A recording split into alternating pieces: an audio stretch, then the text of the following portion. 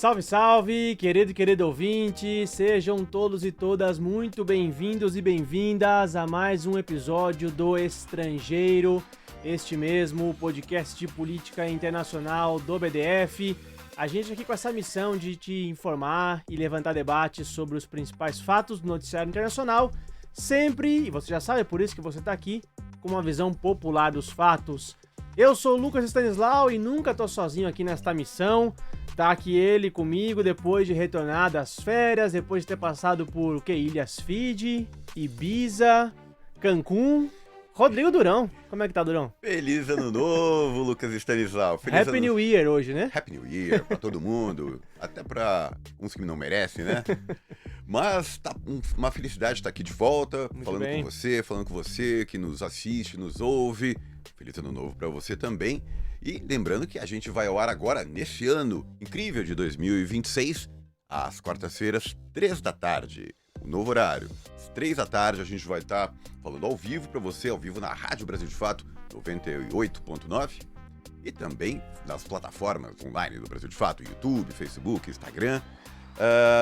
Sempre, claro, você sabe, junto com o nosso time de correspondentes, que estão não nos 4 cantos do mundo, Lucas Stanislau, mas sim nos 5, porque nós somos do contra. Nós somos defensores do Sul Global. Estamos em países representativos dessa parte do mundo, como o Haiti, como a Rússia, como a China, Venezuela e também Cuba. Então, fica de olho porque a gente traz para você a melhor cobertura internacional da imprensa brasileira.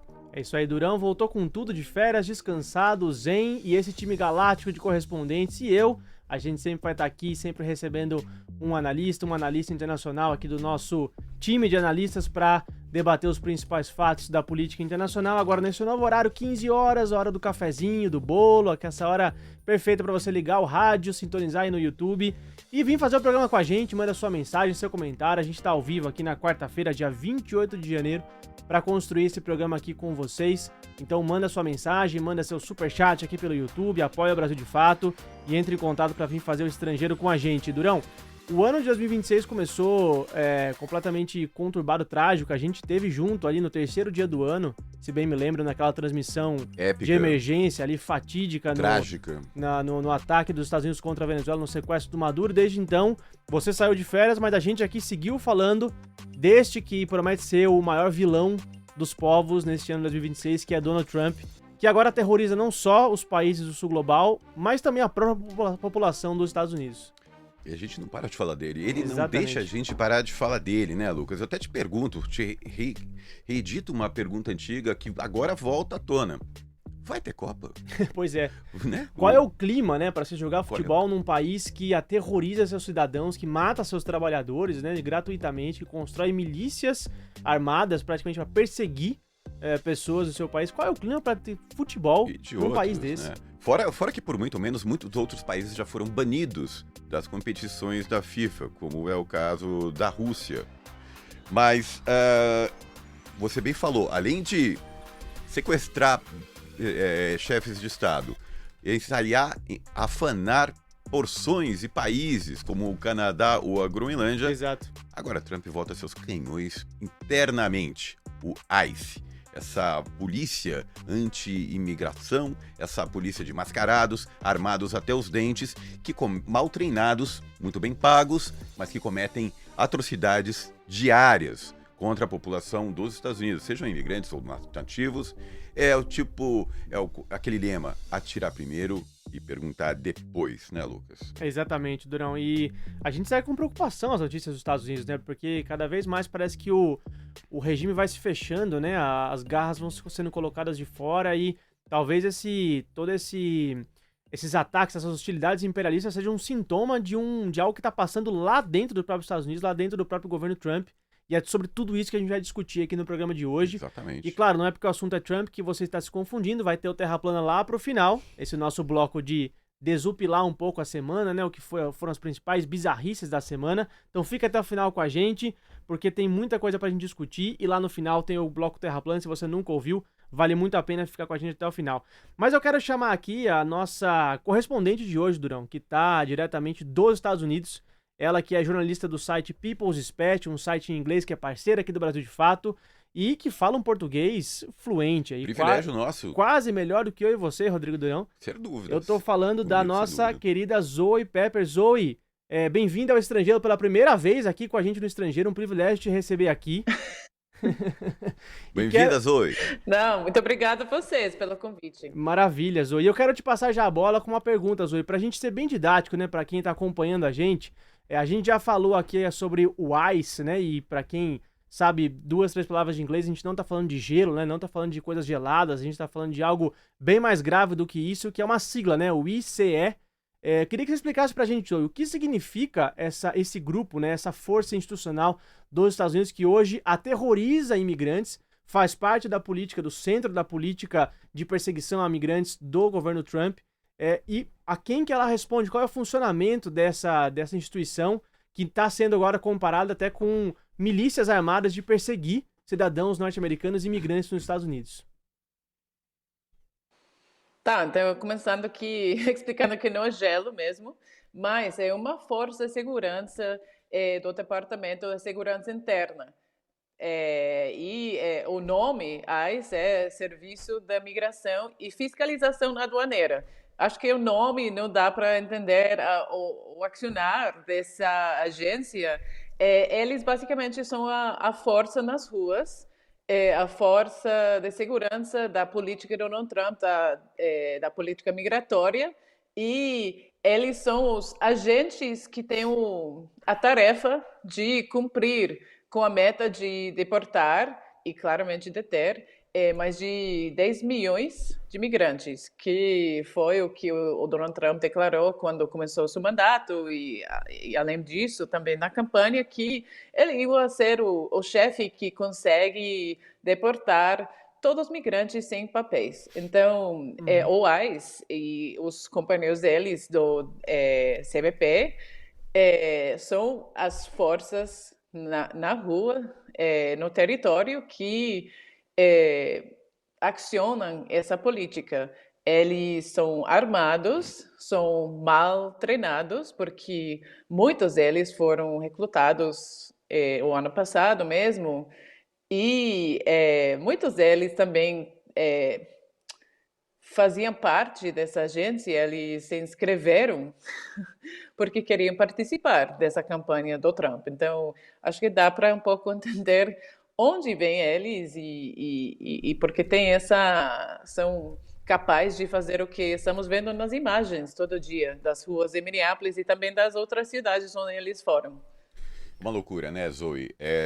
Complementando o que você falou que a meta é 1 milhão de deportados no ano de 2026, o que dá uma média de 3 mil por dia, né? O que é muita gente.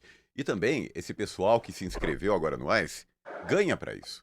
Eles, quando entram, ganham um bônus de $50 mil, quase 300 mil reais. Não é apenas ideológico o negócio, né? É propina mesmo, né? É suborno para essas pessoas ingressarem nessa força anticonstitucional até, né? E aí, como a Zoe falou, as imagens são chocantes, é um pessoal encapuzado, sem identificação, aterrorizando as pessoas nas ruas. Claramente para causar terror, Exato, claramente para causar uma sensação ruim, né?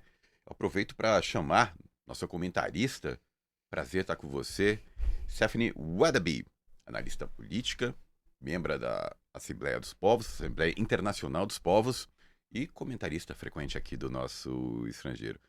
Feliz ano novo para você, um prazer estar contando contigo. Já começo te perguntando, na sua opinião. Uhum. Isso que a gente está vendo em Minneapolis, em Minnesota, esses episódios de violência, conflitos entre a população e o ICE, isso tudo acontecendo no ano de eleição. Lembrando que em novembro o Trump vai tentar manter a governabilidade se conseguir manter a base no Congresso, na Câmara e no Senado. Uhum. O que tá por um fio, já estava por um fio, segundo todas as pesquisas. Agora ele vem com essa ofensiva do ICE extremamente violenta e hostil contra a própria população estadunidense. Matou 2 já. Uhum. Isso, na sua opinião, isso aí é erro de cálculo? Isso daí é uma lambança, uma atrapalhada? Ou é uma estratégia? Uma estratégia para, talvez, instalar o caos no país e, assim, sabotar uma eleição que ele iria perder. Bom, oi, tudo Oi. bem? Happy New Year. Olha, eu acho que a situação saiu do controle da Casa Branca, sinceramente. O fato é que o tema migratório é um dos temas mais polarizantes no país e foi ganhando muito peso dentro dos últimos anos. Assim, já é um tema bastante presente, que gera bastante tensão política. E o movimento migrante que luta por seus direitos, que luta por um caminho justo para regularizar seus documentos, etc., é um movimento que vem se organizando faz muito tempo. Eu fui imigrante nos Estados Unidos, morei lá durante mais ou menos 12 anos, e quando eu morava lá, já tinha um movimento migrante bastante forte, que fazia grandes mobilizações nas ruas, para tentar defender os direitos dos migrantes contra tanto os abusos das diferentes forças de segurança que reprimem os imigrantes, que fazem toda uma série de processos de captura, de detenção ilegal e irregular. Então, esse tipo de política agressiva anti-imigrante não é nova. Mas, de fato, quando a crise econômica do país, que se instalou depois de 2007, não viu melhorias e não tem uma proposta de nenhum partido para efetivamente mudar a situação econômica da maior parte da população, os imigrantes viraram, muito mais claramente do que antes, o bode expiatório para esses problemas de índole econômica e política que, obviamente, o imigrante não tem nada a ver com, né? Muito pelo contrário, até ajuda a economia, né? Claro, o imigrante é necessário para a economia. Todo migrante é necessário para as economias que os absorvem, né? Eles cumprem um papel muito importante e ajudam também a manter a economia que tem crise com salários muito mais baixos, o que, de certa forma, o capital está precisando. Mas o Partido Republicano, em particular, com essa direitização mais à extrema que vem passando o partido durante os últimos mais ou menos 15 anos, foi impulsionando esse como seu grande tema. Assim. A nossa grande bandeira é a defesa da nossa pátria, uma pátria entendida como uma pátria branca, como uma pátria, assim, uma pátria de americanos, entre aspas, o que isso quer dizer, contra essa entrada agressiva, invasão migrante, né? E o problema é que, nesse momento em que os republicanos começam a alimentar muito essa narrativa de que o migrante está destruindo o país, os demócratas, ao invés de tentar de contrarrestar essa narrativa, de lutar em contra, foram se somando também. Uhum. Então se criou uma espécie de clima a nível nacional em que ambos partidos apoiavam medidas cada vez mais repressivas contra os migrantes. Isso ao longo dos últimos anos. Sim, isso ao antes longo do Trump entrar. Na última eleição do Trump foi muito claro que o principal tema a nível nacional é o tema da migração. E nenhum dos dois candidatos falavam sobre uma proposta que considerasse tanto a contribuição dos imigrantes para a economia como seus direitos humanos, os seus direitos cívicos. Nenhum dos dois partidos tinha uma proposta que enxergasse esse sujeito como um ser humano digno de uma vida dentro do país, Incorporado nos Estados Unidos. Incorporado dentro dos Estados Unidos, em qualquer sentido. Então, o que aconteceu é que se criaram, de certa forma, as condições para essa ampliação do ICE, porque não houve uma resistência realmente dentro do Partido Democrata para que isso acontecesse. E agora, essas operações cada vez mais agressivas, que geralmente estão acontecendo em estados que têm um governo democrata, Sim. são uma forma do Trump mostrar que ele está levando a sério a proposta de campanha que ele fez. Ele está meio cumprindo com as promessas que ele fez durante a campanha, que era de enfrentar essa invasão migrante, né?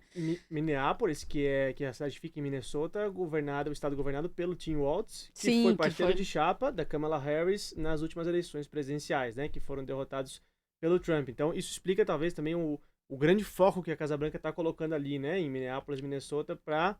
Minneapolis também tem prefeitura democrata, né? Já há muitos anos, né? Sim. A cidade tem prefeitura democrata. Mas, Stephanie, eu tenho uma percepção, não sei se você compartilha dela. O Partido Democrata aumentou um pouco as reivindicações contra o ICE, contra essas atitudes do Trump, depois que dois cidadãos norte-americanos, dois cidadãos estadunidenses foram assassinados pelo ICE, né? A Sim. Renee Good, uma mulher de 37 anos, mãe de 3 filhos, e um trabalhador da área da saúde, né? O Alex Pratt, um enfermeiro, que foi alvejado por a balas. queima-roupa depois de ser detido pela polícia. Essas duas mortes, É claro que a gente aqui não vai fazer valoração de vidas humanas nenhuma, mas essas mortes de cidadãos estadunidenses chegou a um ponto ali de não retorno para os democratas, né, que levou até setores até mais conservadores do partido a se posicionarem contra, né, radicalmente contra o ICE, não? Com certeza, mas a maior resistência que está acontecendo contra essa política totalmente violenta da Casa Branca vai muito mais além do Partido Democrata. Tem sido realmente protagonizado pela mobilização massiva que aconteceu em Minneapolis durante a última semana. Já vem todo um clima nas cidades onde o ICE vem e tem realizado operações, que são cidades da Califórnia também, etc. Já houve grandes mobilizações populares que não foram convocadas pelos democratas em nenhum sentido. Ao contrário, os democratas, de certa forma, até tentaram de conter um pouco esse clima de mobilização. Então, tem tudo uma consciência das massas contra esse tipo de operações duais, que vai muito além do Partido Democrata. Agora, o Partido Democrata se viu obrigado a tomar uma posição, porque, evidentemente, é uma política que a maior parte da população não aceita e que acha muito, muito perigosa, né? Exato. Eu vi uma pesquisa de opinião pública que disse que apenas menos de 20% dos estadunidenses aprova os métodos usados contra a imigração. Eles são a favor de deportar imigrante, a maioria, mas os métodos eles são contra. Claro, e também essa percepção pública está mudando depois de que houve o assassinato de 2 indivíduos que nem sequer são migrantes, né? Então está criando toda uma crise de legitimidade dessa política da Casa Branca, que não tem a ver só com a questão migrante, mas de maneira geral, esse deslocamento também da Guarda Nacional, que aconteceu ano passado. Então, há mais setores da população que estão vendo isso como uma política inaceitável, repressora, e de cunho neofascista, né? Porque também tem essa cumplicidade do que seria o Ministério de Justiça, que se nega a investigar os casos onde há evidente abuso de poder e abuso de força por essas entidades. Então, isso está criando uma rejeição que está sendo, como eu falei, protagonizado por pessoas nas ruas, pelas massas saindo, portando grandes mobilizações, organizando greves gerais, que é uma coisa realmente inédita. Assim, faz 100 anos que os Estados Unidos não organizam uma greve geral do tamanho e dessa representatividade como o que aconteceu em Minneapolis durante a última semana. Então, eu realmente acho que essa resistência e rejeição não é o trabalho do Partido Democrata, ao contrário, o Partido Democrata tem tentado conter até certo ponto e se viu obrigado a tomar uma posição. Claro. Deixa eu aproveitar e chamar a Zoe para a conversa de novo, porque a Zoe, ela tá em Minneapolis, ela visitou os lugares das manifestações e teve no local onde o Pratt, esse enfermeiro, no local onde ele foi assassinado pelos policiais. Zoe, os relatos que a gente lê pela imprensa norte-americana e de outros países que mandaram correspondentes para ir para Minneapolis, é de que o clima nas ruas é de fato de completo terror, né? As pessoas não saem de casa, os comércios estão praticamente paralisados, funcionando parcialmente, e o clima de sair na rua é de medo, de pânico. Como tá aí? O que você tem visto dos últimos dias para cá? E se de fato esse clima de terror é real, é perceptível nas ruas? Tá, eu acho que tem um elemento que sim. Tem comunidades que têm muito terror, que estão com muito medo do que poderia acontecer, ainda mais se eles não têm papéis, tudo isso. Mas tem uma parte da população, e com essa população tem umas redes comunitárias que foram se formando a partir de dezembro, quando começou a operação MetroSurge, em que desplegaram, né, 2.000 agentes do Departamento de Segurança Interior. Mas, além disso, tem essas comunidades, sim. Com certeza que tem os negócios fechados, tudo isso, mas eu acho que não é só isso. Como a Stephanie falou, que nas ruas tem sido um clima de muita resistência, muita rebelião e muita solidariedade. Eu, na verdade, estive lá no sábado, 30 minutos depois de que foi assassinado o Alex Pretti.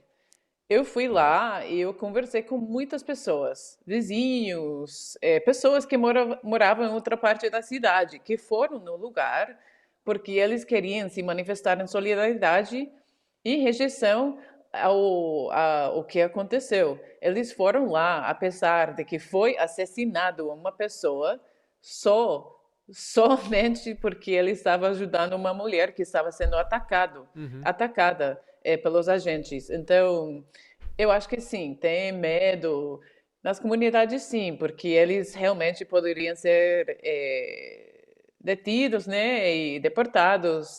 O processamento das pessoas, dos migrantes sem papéis, está sendo bastante cruel, está sem devido processo, violando qualquer lei que tem para proteger os migrantes.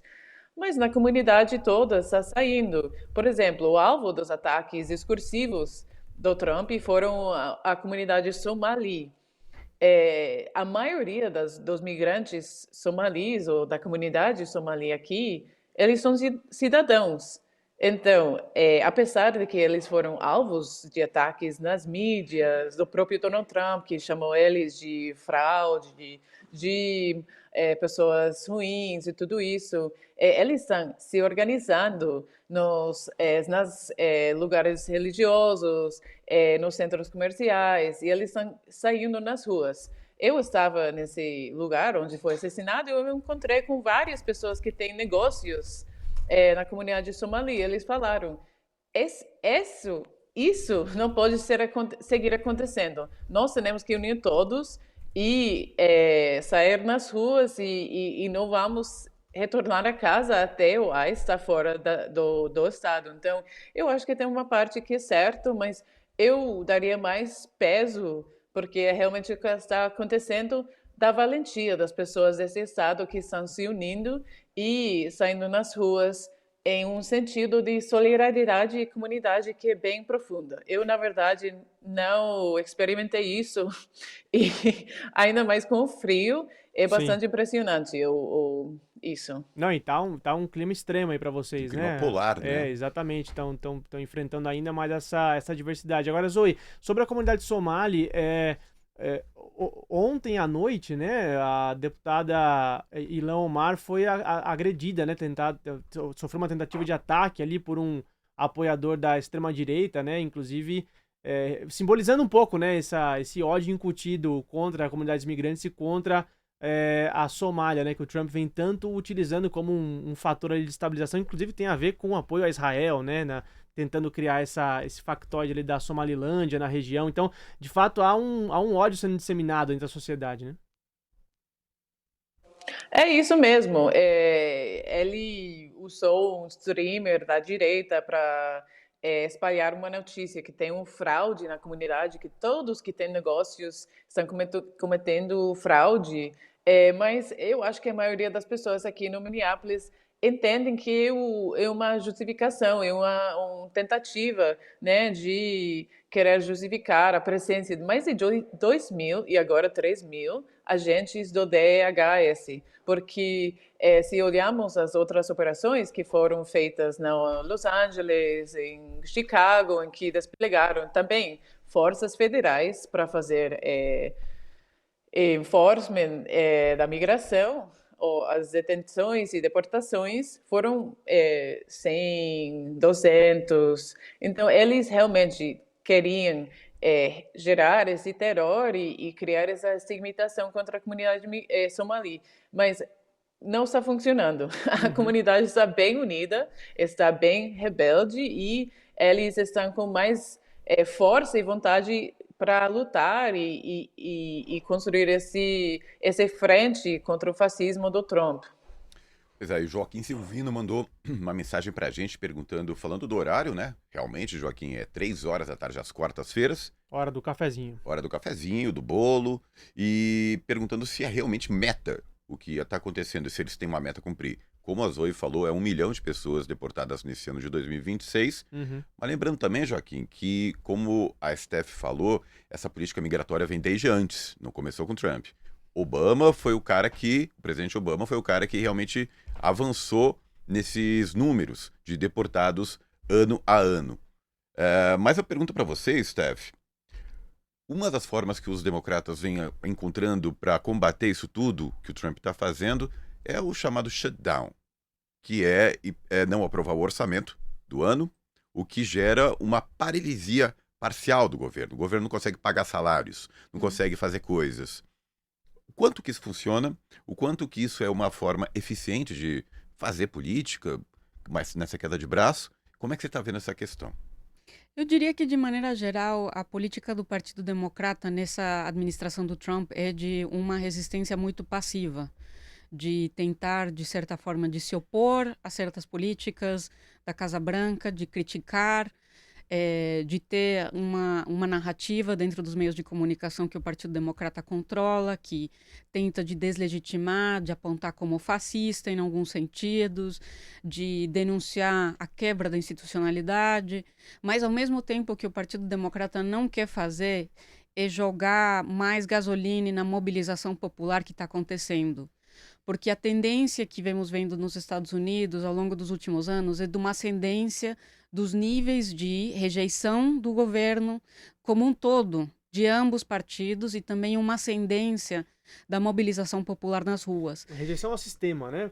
Rejeição ao sistema, ambos partidos, um nível de indignação da população muito grande com a política, com o status quo. Isso Se vocês mundial, lembram, né? teve muito grandes mobilizações durante o Covid na mesma cidade de Minneapolis, Sim. Quando assassinaram a George Floyd. E foram mobilizações que tinham como foco esse tema do abuso da força policial, mas que também falavam sobre temas econômicos. Tem uma crise de acesso à saúde no país, tem uma crise de desemprego, de empregos com salários muito baixos. Então, o Partido Democrata, ele quer se colocar como uma oposição ao Trump, tem que fazer isso, né, para disputar eleições, dizer, olha, nós não somos isso, mas sem alimentar essa mobilização que está gerando o nível de radicalização que o Partido Democrata quer reprimir. Então, nesse sentido também, o Partido Democrata olha com bastante medo e preocupação o surgimento de uma ala dentro do Partido Democrata que tem um discurso mais radicalizado em vias de transformações políticas, de reformas ao modelo econômico do país. Então, seria o grupo do DSA, Steph? O grupo do DSA, mas também outros grupos que têm, assim, os partidos socialistas nos Estados Unidos estão todos em crescimento. As ideias socialistas estão em crescimento. Também, né? O sindicalismo mais combativo. Não que o sindicalismo está crescendo, mas tem mais sindicatos adotando um discurso muito mais de luta de classes, que é uma coisa que é nova, porque o sindicalismo sempre foi muito aliado ao Partido Democrata, mas cada vez mais, como os sindicatos não estão vendo a possibilidade de conquistar condições mínimas para a classe trabalhadora, estão se radicalizando também.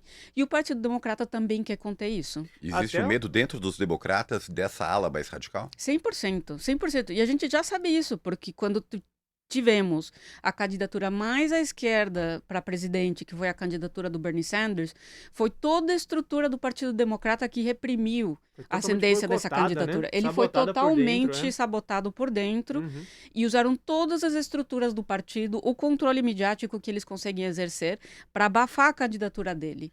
Então, isso não mudou. A questão é que o que mudou é que essa mobilização das massas, ela está num novo nível que não estava durante a campanha do Bernie Sanders.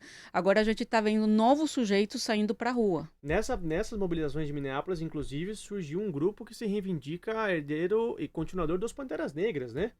Sim, mas a gente tem bastante dúvidas sobre isso, porque também eu acho que não há suficientes informações sobre a origem desse tipo de grupos, e a proposta que eles colocam, que de um policionamento das Forças Armadas, é uma política que não tem uma adesão das massas, assim, não tem uma adesão de muitos setores da população. A ideia de que a forma como a gente vai se proteger de um Estado que está abusando de nós é sair para as ruas armados, eu acho que não é uma ideia que tem uma grande adesão.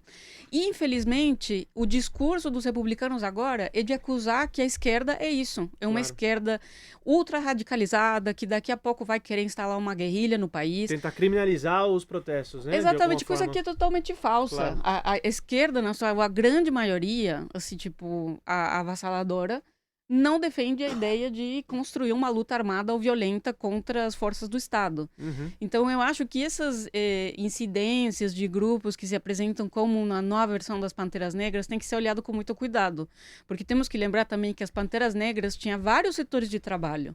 Não era só a questão... Educação também, né? Educação era o mais importante, talvez. O trabalho que faziam nas comunidades, de trabalho de base, etc., Então, essa coisa que a gente lembra na nossa memória histórica das Panteras Negras saindo armados para proteger as pessoas do abuso da polícia, era só um elemento do trabalho de uma organização que tinha uma agenda política bastante completa. Com restaurantes populares, alfabetização de crianças, uma agenda social vastíssima que os Panteras Negras levavam a cabo nos territórios no seu momento, né? Foram dizimados nos anos 70, Totalmente né? perseguidos. Os que não foram mortos foram presos ou estão exilados, né? Muitos exilados. Olha só, 3 horas e 32 minutos aqui dessa quarta-feira. Eu quero dar boa tarde aqui para todo mundo que está assistindo a gente, comentando aqui, a Nena, o Joaquim, a Nara Lacerda, querida colega, que está aqui na audiência, o Wallace, a Rosana, boa tarde para vocês. Mandem aqui as suas mensagens, seus comentários e mandem também um superchat, porque nem só de pão vive o homem, né, Durão? A gente precisa também de alguns trocados, de algumas moedinhas aqui para continuar fazendo o nosso jornalismo popular de qualidade, cobrindo aí todos os cantos do Sul Global, te trazendo sempre as melhores análises do noticiário internacional. Então, quero convidar você a se tornar um assinante do Brasil de Fato, participar da nossa campanha no Apoia-se, apoia.se/Brasil de Fato. Você consegue acessar a nossa campanha. Tenho certeza que alguma assinatura vai caber no seu bolso e vai ajudar profundamente a gente continuar no nosso trabalho aqui de informar você do outro lado da telinha. Então acessa apoia.se/Brasil de Fato ou aponta seu celular para esse QR Code que aparece na tela, que você vai poder fazer uma assinatura do Brasil de Fato e também manda sua contribuição aqui pelo Superchat do YouTube, que também é uma forma excelente e agradecemos muito a sua contribuição. Eu quero chamar a Zoe de volta, porque a Zoe tá lá no território. Exatamente. Tá sentindo a pulsação das ruas mesmo lá. Vamos falar o calor do momento, que não cabe, cabe, do momento, né? exatamente. É o frio do momento. E né? a Stephanie... O frio mesmo, na verdade. Precisamos da sonoplastia aí, Caloura, por favor. A bateria aqui, ó. Pra ela dizer pra gente, porque a Stephanie dizia que muitas das pautas também que começam contra a imigração e contra o governo Trump também se espalham pra área econômica, né? E o governo Trump vem batendo muito na tecla da inflação. Os Estados Unidos fecharam dezembro com uma inflação de 2,4%, 2,7%, perdão, que estava acima da meta proposta, que era de 2%. Zoe, como é que isso afeta a vida cotidiana das pessoas aí? Seja em Minneapolis, onde está o olho do furacão, seja no país todo. Stephanie poderia falar melhor que eu, mas eu acho que é importante lembrar que nos Estados Unidos o salário mínimo não tem uma subida real desde o ano 1970, com uma taxa de inflação. O salário mínimo não tem subido. Concordo as mudanças econômicas e tem sido bastante estável sem uma subida real. Reitero isso porque é importante entender que na situação aqui tem os índices de crescimento econômico do ano passado e os últimos meses foi quase uma vitória pronunciada pelo Trump. Ele fez os cards, né, nas redes sociais. A vitória do governo Trump, a administração está cumprindo. Crescimento econômico, né, assim... tentando declarar essa vitória, mas muitos analistas têm sinalizado que esse crescimento econômico que tem tido na economia estadunidense sobretudo no setor de IA. É um crescimento que não tem um valor real, é um crescimento que é sobre a possibilidade do que poderia fazer o IA, e não é um crescimento econômico no investimento da infraestrutura, não é um crescimento real em que as pessoas estão com mais trabalhos estáveis, com mais trabalhos com salário, como é no Brasil, CTL? CLT, né? O trabalho registrado com trabalho os últimos trabalhadores. Então, é um crescimento econômico que não é refletido na vida da trabalhador e trabalhadora. Então, é importante lembrar isso, porque o Trump vai seguir dizendo que a inflação está baixando, que o crescimento econômico está, mas claramente não é. E aqui no Minneapolis é um caso interessante porque por conta do terror que está fazendo essa campanha do ICE, ou CBP, certamente, como eu falei antes, tem umas comunidades que são bem afetadas pela essa violência e eles não estão conseguindo sair nos trabalhos, abrir o negócio. E sobre o que poderia fazer o Partido Democrata e não está fazendo agora, muitas pessoas estão com muita dificuldade de pagar o aluguel, pagar o aluguel da casa e também no negócio. Então, é uma situação da crise econômica também, feito pela essa ocupação federal, dos agentes federais que estão ocupando e tentando deportar e deter as pessoas, e tem uma crise que está gerando a partir disso. Então, esse clima aqui tem esse fator que é bem forte, que as comunidades, não são migrantes, mas a classe trabalhadora no geral, está sofrendo bastante. E é interessante porque o Trump sempre está declarando, como todos caras de direita gostam de fazer, de falar que os migrantes são um problema. Mas olha o que acontece quando os migrantes não podem sair para o trabalho. A economia sofre. Isso acontecendo, mas já estava acontecendo porque o Trump está dando os benefícios de impostos para os super ricos e cortando saúde, cortando os programas sociais para os mais pobres e a classe média. Podemos falar que a classe média nos Estados Unidos está desaparecendo, porque não tem condições para existir como a classe média nesse país. A possibilidade de ter uma vida estável, ter os filhos na universidade, pagar o pré-kinder, não existe mais. Então, os números refletem uma realidade que só existe pelas pessoas que são os donos das empresas como OpenAI, Anthropic e os outros que estão lucrando sobre a possibilidade do que poderia fazer o IA e os data centers. Então, é isso. É a chamada bolha da IA, né? Que muito tem que está no círculo, no núcleo duro do governo, Exatamente. né? Tá, o Elon Musk está sentado ali, ou estava, né? Era um grande melhor amigo do Donald Trump. Mas, queria te perguntar, esse ano eleitoral, o que isso está sendo falado em relação às eleições que vão acontecer, ou não? A sua avaliação é que isso demora muito ainda, não é um assunto que se relaciona. Queria saber o que você pensa disso. Lembrando também, antes de você responder, um leitor aqui, o Rodrigo Simões, pergunta se já dá para chamar o Trump de neonazista. Eu acho que as eleições sempre estão no radar nos Estados Unidos.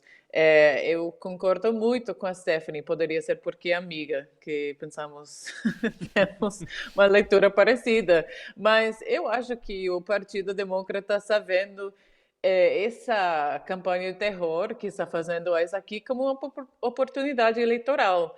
Eles estão vendo que o Trump é o cara mesmo do que está acontecendo aqui. O Trump está em pânico, porque eles mataram 2 pessoas brancas na rua, no meio de uma operação supostamente sobre a migração. O Partido Democrata tem uma via livre para aproveitar, fazer campanha, falar que não somos nós que estamos fazendo isso, somos opostos, mas eles nem estão aproveitando isso, nem estão fazendo o mínimo nem para a sua campanha. Eles têm muito medo de que aconteça uma rebelião, como vimos no 2020, na pandemia e após o assassinato do George Floyd. Mas claramente isso vai ser um tema nas eleições. O Tim Walz agora, acho que foi ontem, porque depois do assassinato do Alex Pretti, realmente foi óbvio que aconteceu dentro do MAGAverso, dentro da administração de Trump, teve uma crise, porque eles estavam respondendo, dizendo que Alex Pretti foi terrorista, mas eles mesmo defendem o direito de ter armas. Então, eles se preocuparam e a resposta foi a demissão do Bovino, que é um cara super violento, e o cara das operações aqui, das outras operações nas cidades, outras cidades no país. E a resposta de Tim Walz foi aplaudir e falar que o novo cara, o Tom Homan, é um cara boa. Vamos ver se é uma agente que entende o mal e o bem, e ele vai ser um trabalho magnífico. Então, Ou seja, os demócratas, sim. Não, desculpa te interromper, Zoe, mas ou seja, trocou a figura, a política não é um problema, né? Se trocou a figura, trocou o Gregory Bovino por outra pessoa, já vai resolver, né? O homem da... Ele falou, tudo bem, tudo bem, já foi. Mas o problema não é o cara que está aqui, o figura que está aqui. O problema é que eles querem deportar 10 milhões. Nos 4 anos do mandato de Trump, querem deportar 10 milhões de pessoas, de trabalhadores e migrantes. Então, não é quem está o chefe dessa operação. O problema é a política, né? E o Bovino, inclusive, Stephanie, pegando aqui a pergunta do ouvinte, se é para chamar o Trump de não nazista, o Bovino é esse cara que apareceu em público com toda a indumentária remetendo à estética fascista, né? Com toda essa jaqueta e tal. Já vi que não concorda com a afirmação. Não, eu concordo. Eu só acho... O que a gente está vendo nos Estados Unidos é absurdo, né?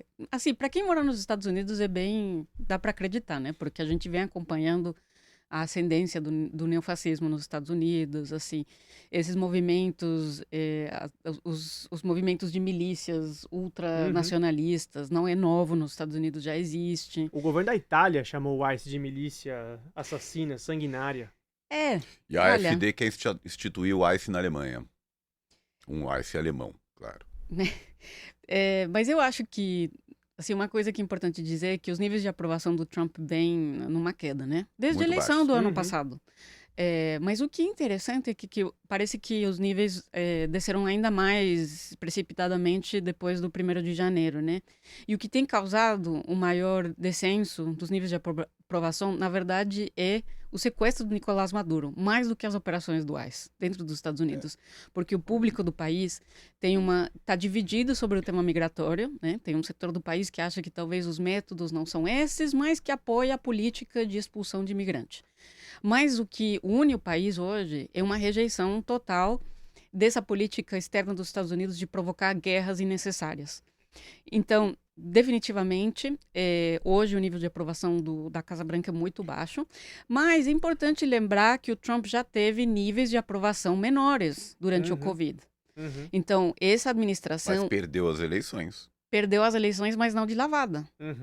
Foi bem disputado. Foi bem disputada a eleição. Então, eu acho que o que a gente tem que prestar atenção não é há uma rejeição à política. Mas o problema é que não há uma oposição. Não há um partido, não há uma figura que está se colocando como uma verdadeira oposição a essa política. Então, tem um projeto também, né, Stephanie? Não há um projeto de muito menos, oposição, porque né? também o que a Zoe estava falando que é importante, né? Quando o Tim Walz fala, bom, a gente já substituiu o cara, agora está tudo bem, é porque também o Partido Democrata quer proteger a lei e a ordem. Eles não querem, de nenhuma maneira, alimentar um clima que está aumentando dentro do país de total ruptura e desmantelamento da institucionalidade. Sim, que é o que a Casa Branca está ocasionando. Eu queria dar um relato de uma história que eu acho que é muito emblemática disso. Na semana passada, teve eles prenderam uma militante que estava falando sobre os direitos civis da população em Minneapolis. Era uma ativista de direitos humanos, ela estava fazendo várias diferentes mobilizações, falando, etc. Então, eles prendem ela dizendo que ela está incitando a violência, etc. Eu não lembro quais eram os cargos exatamente, né? Mas no perfil oficial do X, do Twitter da Casa Branca, eles publicam uma foto modificada por IA que mostra ela no momento de ser prendida chorando. E as lágrimas são mentiras, são artificiais, né? Não, a foto é artificial. Aí depois, então eles foram flagrados, porque depois a foto real foi publicada, que é uma foto dela sendo prendida, mas com a cara séria, normal. E aí a Casa Branca, assim, isso para mim é um fato muito importante, porque qual que é a credibilidade da comunicação dos frentes do Estado se está publicando notícia falsa. Né? Isso quebra muito a credibilidade frente ao público. E aí, quando eles foram flagrados por ter feito isso, né, que era publicar uma informação falsa, ao invés de reconhecer o erro, falar alguma coisa, falaram nosso enfrentamento com as forças extremistas também vai contar com memes. Uma coisa assim, meio nesse sentido. A gente vai continuar fazendo memes. Então, isso é uma forma de tirar toda a credibilidade, toda a legitimidade dessa institucionalidade.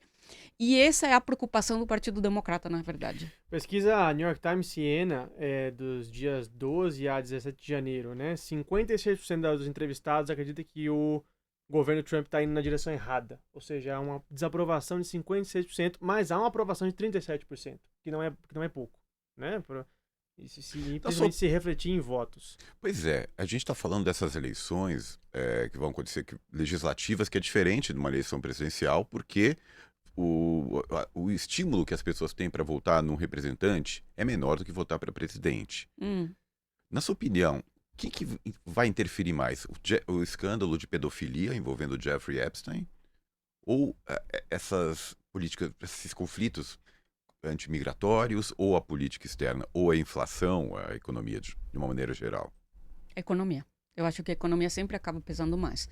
Agora, temos que lembrar que o lema da campanha do Mamdani, que foi o que levou ele a conquistar, apesar de ser uma campanha bastante disputada em Nova York, foi o tema de affordability, que significa ter o suficiente dinheiro em mãos para você cobrir os seus gastos básicos. Chegar no fim do mês. Chegar no fim do mês, conseguindo pagar aluguel, comida, saúde, educação, etc. Né? E o Trump teve que fazer vários discursos à sua base criticando o próprio tema de affordability. Por que ele teve que atacar? Porque foi um tema que estava ganhando muita força, até dentro do campo republicano, porque as pessoas estão vivendo diariamente com uma dificuldade muito grande de pagar as contas. E o que ele fala em discursos? Isso não é real, não existe nenhum problema de pagar as contas. Isso é inventado pelos agitadores de esquerda. Nós estamos muito bem, temos a melhor classe média do mundo, está crescendo, etc. Então, o tema econômico é o mais preocupante. Agora, o que gera também um desgaste é a ideia, eu acho que dentro de uma parte da população, que o país virou um caos. Que o país está um caos, que tem constantemente alguma crise política de um tema ou outro, se não é a questão da pedofilia, é a questão de que agora está a Guarda Nacional no novo estado, o tema das redadas de imigração, etc. Mas o que está crescendo, que eu acho que o que a gente tem que prestar mais atenção, que vai além da questão de eleições, é o desgaste da institucionalidade. As pessoas cada vez menos acreditam no sistema. O que ajuda o Trump. O que ajuda o Trump até certo ponto, mas que se não surgem outras alternativas, que realmente tem um projeto de transformação desse sistema, vai continuar tendo uma volatilidade social, sabe? Esse tipo caldo de caos que está se criando dentro do país é precisamente porque essas frustrações da população não estão desembocando numa proposta de construir uma coisa alternativa. Zoe, eu me lembro que em determinado ano a gente se encontrou em Caracas, quando eu era repórter e você estava lá também como repórter do People's Dispatch, e a gente entrevistou o então chanceler venezuelano, o Jorge Arreaza. E eu não sei se você vai lembrar disso, mas nessa ocasião ele disse pra gente, lá pros repórteres que estavam lá, o único agente que pode acabar com o imperialismo estadunidense são os próprios estadunidenses nas ruas. Você que está em Minneapolis conversando com as pessoas que estão nas ruas, né? Como é que tem sido a percepção delas, esse dado que a Stephanie traz, que o sequestro do Maduro tem sido muito mais prejudicial para o Trump. Como é que é a percepção das pessoas para esse desgoverno imperialista do Trump atacando outros territórios pelo mundo, né? Isso é colocado entre a população que está nas ruas protestando? É uma pauta entre os manifestantes? Como é que tem sido essa percepção sua aí entre as pessoas que estão indo para a rua protestar? Eu acho que sempre tem uma parte dos protestos e das manifestações que lembram das políticas de Donald Trump que é fora. Por exemplo, as ameaças ao Irã, que agora eles estão enviando um barco, um barco militar bem perto do Irã, ameaçando fazer um ataque ao Irã. o ataque à Venezuela, o sequestro de Nicolás Maduro também está foi só esse mês, foi no começo do mês. Exato. Eu acho que está presente, né, essa ação ilegal, e acho que, por exemplo, o gasto militar que a administração está fazendo, não só no ataque à Venezuela e o manter os navios militares, as 15 mil soldados que são no Mar Caribe, mas também agora com a mobilização a Irã, eu acho que esse gasto militar também é o ponto de reflexo, né? O ponto em que as pessoas falam, tá, estão assassinando as pessoas na rua, estão né, sequestrando meninos de 5 anos às escolas, estão atacando protestos e também estão gastando bilhões de dólares e nós não temos saúde. Então, o cálculo mostra que o imperialismo não é coerente com a política de vida para as Custa pessoas muito caro, né, para o nos trabalhador Estados Unidos. estadunidense, né, manter Muito essa máquina caro. de guerra. Né? Exato.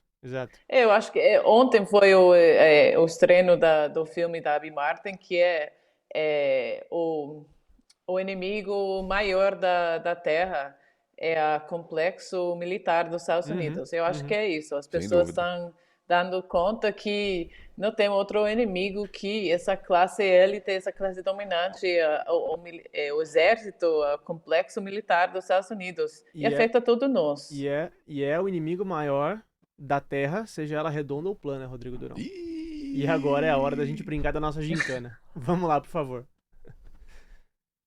We don't need no education.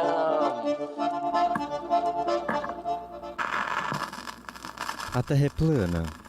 Então tá bom.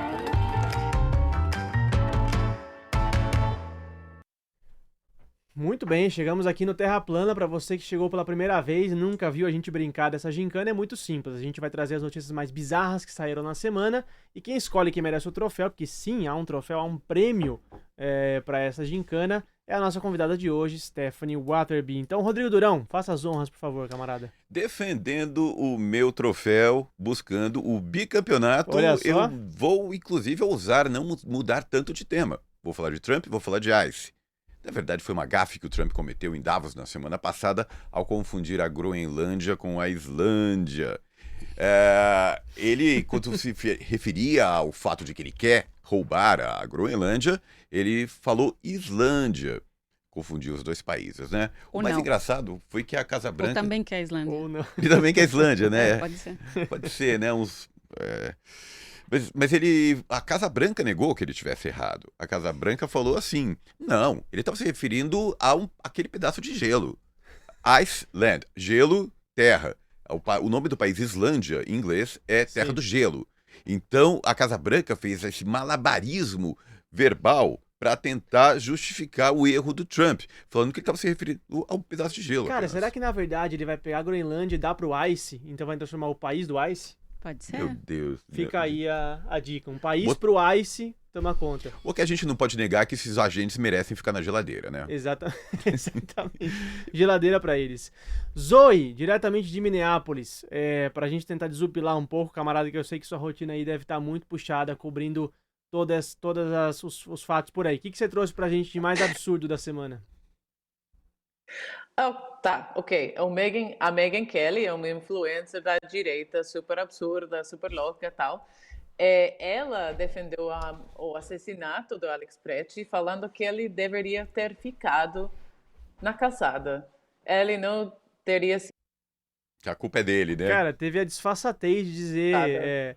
É meio que quem não reagiu não morreu, né? É tipo... Culpa a vítima, né? É isso. Cara, que chocante. Passa caminhada e tal. Não pode sair da calçada. Então, se você pisa na rua, pode ser morto. Que chocante. Cara. Estamos vendo a cara dessa fofa que proferiu tais palavras. É isso. E você, Lucas Stanislau? Eu trouxe um pouco, vou aqui pro território brasileiro, porque a gente sabe que esse ano temos eleições, né? Vamos às urnas para escolher o próximo presidente da República e temos já pré-candidatos ensaiados por aí. Flávio Bolsonaro, filho daquele que está na papuda nesse momento, é um pré-candidato, deve representar a extrema-direita e ele foi à meca da extrema-direita, Israel, se encontrar com referência da extrema-direita, Benjamin Netanyahu, genocida Netanyahu, e levou, ao invés de fazer uma política de Estado, Stephanie, que aqui os presidentes geralmente fazem isso, levam camisas da seleção, né? E o esporte mais popular do Brasil, a gente sabe que é o futebol. Então, camisas da seleção brasileira, são presentes, né, de presidenciáveis e tal. Mas não, Flávio Bolsonaro decidiu inovar. E ele, que é carioca, levou a camisa do Palmeiras para o Benjamin Netanyahu. E assim, Durão, eu sei, Durão, calma, porque o ouvinte não sabe disso, mas a gente sabe, não foi um ataque pessoal trazer esse terraplano aqui. Democracia é não coibir a torcida de vermes do seu próprio time, né? Mas eu sinto pelos meus amigos palmeirenses que tenham que passar por esse tipo de situação de terraplanice desse pré-candidato da extrema-direita, presenteando Benjamin Netanyahu com o manto que um dia vestiu Ademir da Guia, o grande Ademir da Guia, um dos maiores camisas 10 da história do futebol brasileiro. Em defesa de Flávio Bolsonaro, nosso senador, eu digo que seria mais bizarro ainda se fosse algum outro clube, né? Um clube de menor expressão do Brasil, melhor aproveitamento. Eu sabia grande. Que viria por aí. Seria mais engraçado ainda, né? Seria mais bizarro. Imagina se fosse tricolor, então, ainda. Uma camisa do São Paulo, uma foto do Casares, enfim. Sempre dá pra piorar, né? Stephanie Waterby, obrigado pela sua presença aqui nos estúdios do Brasil de Fato. Sempre um prazer te receber aqui. E para quem vai seu voto, por favor? Difícil, foi sempre uma semana difícil, né? Mas eu acho que a notícia mais absurda é a Megyn Kelly falar que se você não quer morrer nas mãos do ICE, fica em casa. Exatamente. Ok. E nada mais merecido, Zoe, que o troféu Terra Plana, este aqui que está em minhas mãos. Mostra aí. Este prêmio valiosíssimo de Falta milhões e milhões né, de dólares. Um ganhador. Verdade, vai ser igual a Taça da Libertadores, né? Ter os ganhadores aqui do 2025, Rodrigo Durão, é verdade. Temos que mandar gravar aqui. Então, Zoe, estamos mandando que bonito! Aí de avião, de barco. Não, barco não, capaz do Trump bloquear. Vai ajudar com o frio? Para ajudar com o frio, um troféu Terra Plana para você. Não queime para fazer uma fogueira. Isso foi feito por inteligência artesanal. Para Minneapolis. E olha só o placar dos correspondentes. Muito bom. Foto da Zoe. Gostei. Maravilhosa. Ali fazendo o primeiro ponto dos correspondentes em 2026, olha só. Muito bem. Eu agradeço quem fez ponto pra mim, viu? Eu fico feliz. Pra arrasar. Foi o Rodrigo Chagas, cara, nas suas férias aí. Bravamente conquistou um ponto pra você. Zoe, obrigado pela participação. Foi um prazer aqui te receber no estrangeiro. A gente vinha ensaiando, né? Você participar aqui com a gente algumas vezes. Que bom que hoje deu certo e ainda mais com esse encontro aqui seu e da Stephanie. Muito bom te ter aqui no estrangeiro, viu? Que seja o primeiro de vários. É isso mesmo. Obrigada a vocês e obrigada pela paciência que o meu portunhol tá difícil, mas eu acho que é o frio que está dificultando. Muito tudo. bem. E olha só, um ouvinte aqui, o Joaquim, pediu as redes de vocês, tanto de sua, Zoe, quanto da Stephanie. Podemos divulgar aqui para os nossos ouvintes? Vamos. Com certeza. Muito bem. Diga lá então, Zoe. Tchau, gente. Eu acho que eu vou colocar. Não, colocamos aí colocamos aí, olha só. Joaquim, anota aí. @ Zoe Escribe. E agora da Stephanie, vamos lá. Aí em Instagram. Eu acho que é Stephanie... Ai, não lembro. Vamos ver se a magia de edição. Isso, a magia da edição, pra quem acompanha aqui. Produção, Stephanie _W Brito. Muito bem, Isso. A magia da edição. Camila Salmaz e Letícia Holanda, rápidas no gatilho por lá. E diz aí, Durão, pra gente, quem é que faz o estrangeiro? Obrigado por estar aqui mais nesse episódio maravilhoso, o seu retorno em 2026. Defendendo o título e com felicidade. Prazer foi todo meu, Lucas. Lembrando que o estrangeiro é apresentado por mim, Rodrigo Durão, e pelo jornalista Lucas Stanislau. A direção é de Camila Salmásio, com produção de Letícia Holanda, edição e sonorização de Nelson Calura. Na operação do switcher, a Marina Ortega. A identidade visual foi feita pelo Rafael Canoba. No Brasil de Fato, a coordenação de jornalismo é da Muniz Ravena, de Lucas Stanislau, com coordenação de redes sociais de Rafaela Cury, direção executiva de Nina Fidelis. Querido ouvinte, muito obrigado e até quarta-feira que vem. Até.